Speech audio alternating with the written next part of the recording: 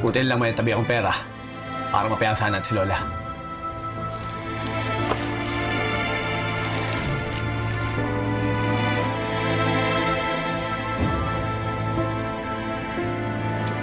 Tantino, Kuya, ba't kulang to?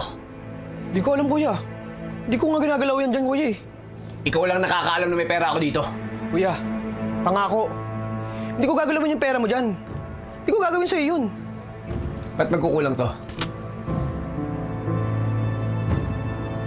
Kuya, baka si Kuya David. Kasi nakita ko siya na inaayos yung kama mo kagabi. Baka siya yung kumuha.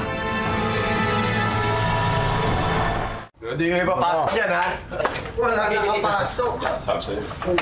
Pa-cover pa. Ay, mga asa ko! Siya ka na. Kaya naman. Kita tanggol, kita. Yan, 50 pa ako dyan, no?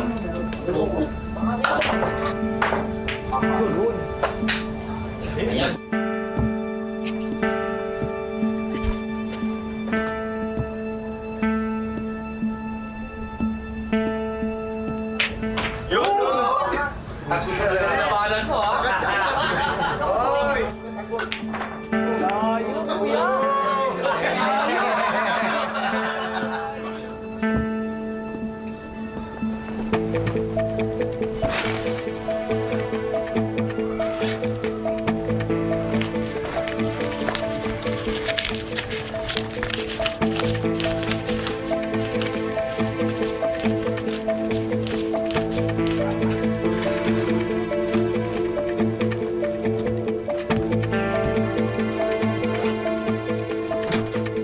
Ikaw pala nagdaan ng pera ko.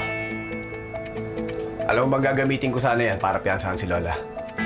Bakit? Alam ko naman sa kawalang hiya mo kinuha to, di ba? Ano? Gusto mo sumbong kita kay tatay? Alam mo, David, matagal na kita pinagpapasensyaan eh. Dahil kapatid kita. Pero hindi mo na ako ginalak. Pinakawa mo pa ako. Eh ano ngayon? Sige, sumbong mo ako! Kinala tsaka kay tatay! Samahan pa kita eh! Ano? Sasaktan mo ko? Ha? Papairali mo yung pagiging basagulero mo? Sige! Saktan mo ako! Sige!